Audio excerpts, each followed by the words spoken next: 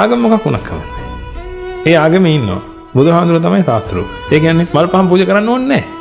බුදුහාඳුර කියන දේ කරනවා. බුදුහාඳුර කියන මල් පහන් පූජා කරන්න කියලා. ඔබ මල් පහන් පූජා කරන්න. මං කියන්නේ දැන් වෙන ආගමක කෙනෙක් මල් පහන් පූජා කරන්න ඕනේ නැහැ පෙන්ගතුනේ. පන්සල් යන්න ඕනේ නැහැ. බුදුහාඳුර කියන එක කරන්න. දැන් ඔබට මතකද ඔබ ප්‍රැක්ටිකල් කළා ඉස්කෝලේ?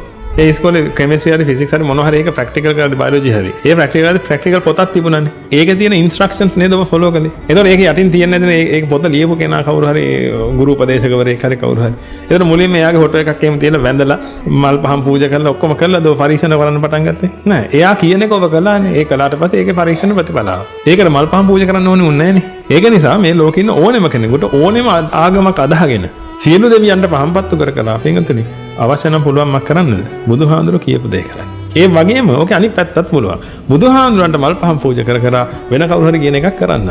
හොඳ නැද්ද? නේ ඔබ ඉන්න තැනක අහුන්නේ නැද්ද ওই දෙක අතරේ? අන්න ඒකයි දකින්න ඕනේ.